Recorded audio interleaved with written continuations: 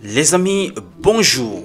Avant de vous présenter cette vidéo dans laquelle l'ancien lion est en train de nous parler de la situation au Cameroun, la situation de crise, il demande aux forces de l'ordre de laisser manifester les Camerounais. Bref, je vais vous laisser suivre cette vidéo à la suite. Mais avant, je reviens encore sur cette augmentation du nombre d'équipes de la Coupe d'Afrique des Nations féminines.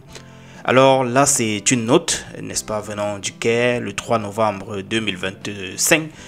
Et c'est venant directement de la CAF pour confirmer donc ce que je vous disais déjà hier soir, où les Lions sont donc désormais qualifiés sur la base de leur classement FIFA pour compléter la liste des 16 équipes participantes à la CAN 2026.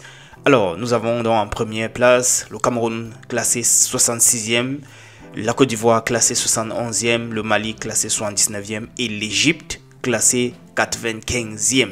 Voilà donc les 4 équipes qui vont venir compléter la liste de 12 à 16 pour donc faire le total de ceux-là qui vont donc animer la prochaine Coupe d'Afrique des Nations. Alors, avant de vous présenter donc cette vidéo, je vais vous parler une fois de plus de ce, on dit ça au Cameroun, la coche ou bien il a chambré, n'est-ce pas? Il a chambré Francis Ngannou, une fois de plus, toujours concernant la crise au Cameroun. C'est Jake Paul, vous souvenez sans doute, ce boxeur américain-là, youtubeur aussi, qui avait eu à faire un combat dernièrement avec Mike Tyson. Alors, ici, il était en train de chambrer Francis Ngannou par rapport au fait qu'il a publié le drapeau du Cameroun sur sa page Facebook, du moins sur sa page. Et là, il est venu dire que voilà, publier ce drapeau, ça ne suffit pas. Et il dit qu'il a eu à maintes fois défendre Francis Ngannou et il le traite de faux donneur de leçons, un acteur qui se prend pour un saint. Bref, il dit il faudrait que Francis Ngannou utilise sa notoriété pour parler de la jeunesse de son pays au lieu d'afficher tout simplement le drapeau qui n'est pas d'ailleurs suffisant. Et il renchérit en disant, au lieu de donner des interviews à TMZ comme un escroc pour parler de moi, retour à la réalité, je te mets KO en boxe et John Jones aussi. Là, il a balancé ces mots, j'ai essayé de traduire rapidement hein, les amis. Il a envoyé ces mots-là en direction de Francis Ngannou. Lui qui n'a pas perdu le temps pour se manifester, il lui a demandé, fais gaffe, choisis bien sagement tes mots, mon gars. Je suis d'accord que tu as besoin de quelqu'un pour te discipliner par rapport à ce que tu as eu à faire à Mike Tyson. Mais reste dans ton couloir. Bref, on se demande où est-ce que ça va finir dans une cage de boxe. I don't know. On ne peut rien attendre les amis. Comme je le disais d'entrée, je vous laisse écouter cette intervention de Serge Branco, l'ancien lion, qui parle donc aux forces de l'ordre au Cameroun. On est ensemble les amis. Bonne écoute. Ciao. Salut à tous, je suis Serge Branco, ancien lion indomptable champion olympique. J'ai fait cette sortie par rapport à la situation politique au Cameroun, car ce qu'on apprend de l'Hexagone ou de l'Allemagne où je suis, ce que je suis dans les réseaux sociaux, que je suis dans les médias, les manifestations qui sont réprimandées par l'armée ou la police camerounaise, par l'État camerounais. Je suis pour que la population manifeste. Je suis pour que les Camerounais crient à leur désarroi, car la situation économique au Cameroun est désastreuse, car le bas peuple se porte mal. Moi-même, je fais partie du bas peuple.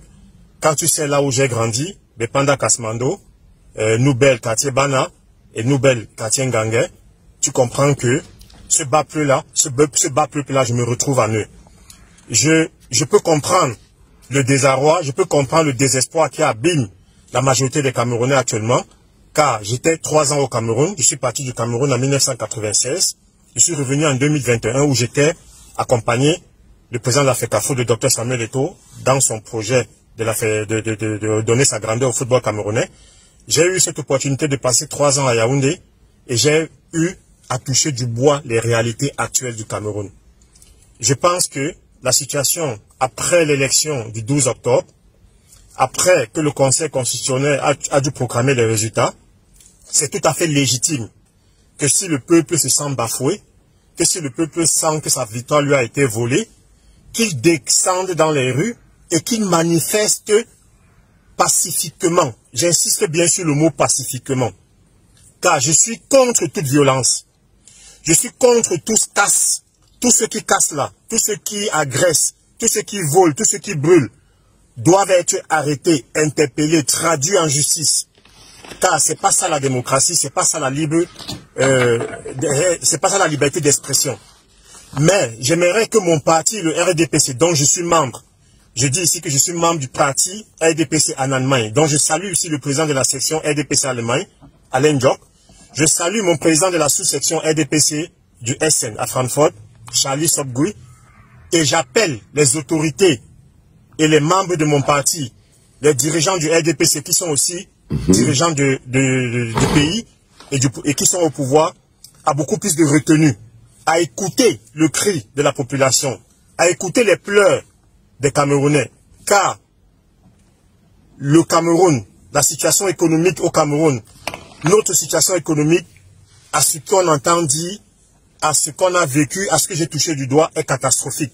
J'aimerais que mon parti, le RDPC, avec cette nouvelle réélection du président de la République, son Excellence Paul Biya, que les 7 ans qui viennent soient 7 ans de paix, que le président de mon parti, son Excellence Paul Biya, puisse tendre la main à l'opposition, puisse accepter qu'il y ait peut-être un gouvernement d'union nationale et que les opposants qui portent la voix des sans-voix et que ce peuple qui se sent rejeté, qui ne se sent pas écouté, puisse être inclus dans la gestion du pays et que le président de la République, pour les 7 prochaines années, puisse laisser un Cameroun en paix et des Camerounais apaisés avant la fin de ces 7 prochains mandats.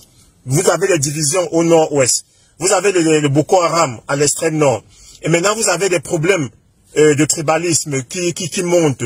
Vous avez tout ce qu'on ne trouvait pas au Cameroun il y a 20-30 ans, les 10 dernières années, sont en train d'arriver à pas de géant. Les Camerounais se déchirent, les Camerounais ne s'aiment plus, il n'y a plus la paix. J'appelle mon parti, le RDPC, j'appelle le président de mon parti, le président de la République, son Excellence Paul Biya, à écouter. J'ai fait 3 ans à Yaoundé, j'ai été proche des DG, des ministres, des généraux, des membres du gouvernement. J'ai joué au 2-0 avec eux. Ils m'ont reçu dans leur domicile, ils m'ont invité dans leur village pour les cérémonies. Mon senti et mon pressenti est que les hautes autorités du Cameroun ne connaissent plus les problèmes réels des Camerounais. Les hautes autorités, nos dirigeants d'aujourd'hui, ne se rendent pas compte des difficultés dont le peuple camerounais fait face. Et donc j'aimerais que mon parti soit moins arrogant. J'aimerais que les dirigeants de mon parti, le RDPC, et les dirigeants de mon pays, le Cameroun, qui sont à majorité les membres de mon parti, puissent, avec un peu plus d'humilité, écouter, tendre la main au peuple camerounais, écouter, tendre la main à l'opposition, ceux qui réclament un changement. Je ne suis pas pour un changement en faisant automatiquement partie du président de la République. C'est pas ça. Je ne pense pas que c'est ça le bâton magique qui va régler le problème. Je pense que le Cameroun a besoin d'être rassemblé, le pouvoir a besoin de s'ouvrir à l'opposition et qu'on puisse travailler pour la sortie de notre président de la République, son Excellence Paul Biya, le président de mon parti du RDPC, qui puisse prendre une retraite et qui puisse finir son mandat en paix et dans le calme. Et surtout, les agitateurs, ceux qui appellent la population à aller casser et aller brûler et aller agresser, que ceux-là soient traduits en justice, qu'ils soient arrêtés et condamnés. Car je n'accepterai jamais que les biens d'autrui ou la vie d'autrui puisse être volée, que le travail de lourd labeur de quelqu'un qui a bataillé, qui a travaillé pendant 10, 15 ans, 20 ans, puisse partir en fumée en 1 heure, 2 heures de temps par des inconscients ou par des malfaiteurs ou par des malhonnêtes. Donc ceux qui appellent la jeunesse camerounaise à descendre dans la rue pour casser, ceux qui appellent à la violence, car le Cameroun a besoin de paix. Le Cameroun n'a pas besoin de la violence. J'appelle ceux-là, j'appelle le gouvernement à saisir et à traduire en justice tout ce qui crée la zizanie, qui promeut le tribalisme et qui promeut la zizanie au Cameroun.